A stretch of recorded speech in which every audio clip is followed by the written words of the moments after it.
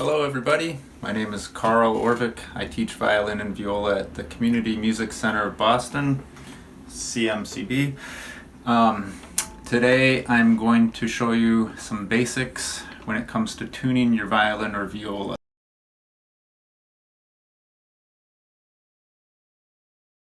So what you'll need is, first of all, an out-of-tune violin or viola, such as I have, or possibly or a viola, which I have over here.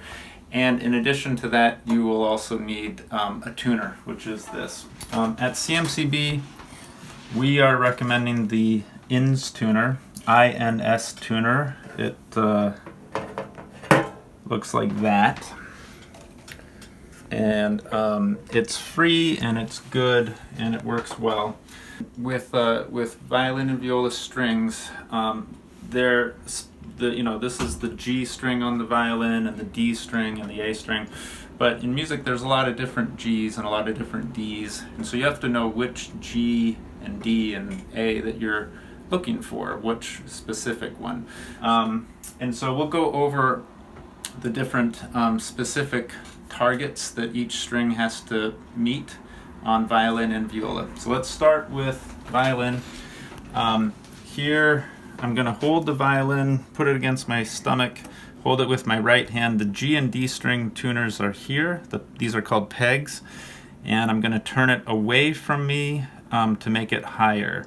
Also, you should know that I'm going to push in a little bit as I go, because the peg will slip out unless you push it in, so it stays and doesn't slip. So I'm going to pluck with my thumb and turn with my hand, my left hand. And you'll see the tuner changing.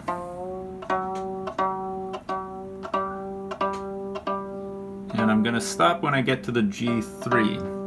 Now I'm going to go to the D,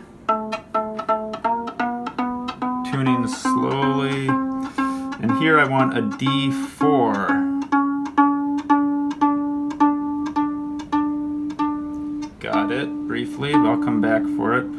Now I'm switching hands. I'm going over to the A and the E strings, which here's the A. So now I'm going to pluck with my left thumb and turn with my right hand. Same idea. Tuning as I go. And I want an A4, which I got.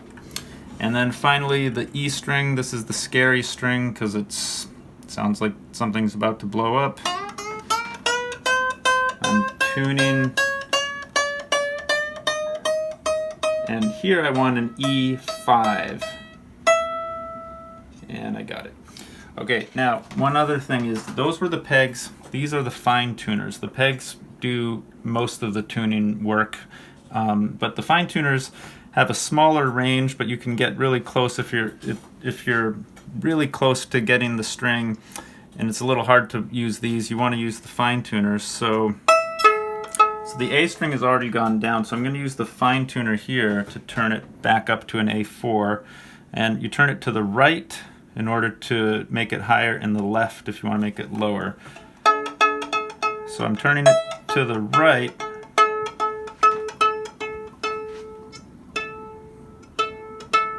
And eventually I will get an A4. Wait for it. Oh, there it is. Okay. A4, and now the D. I want the D4. And I got it.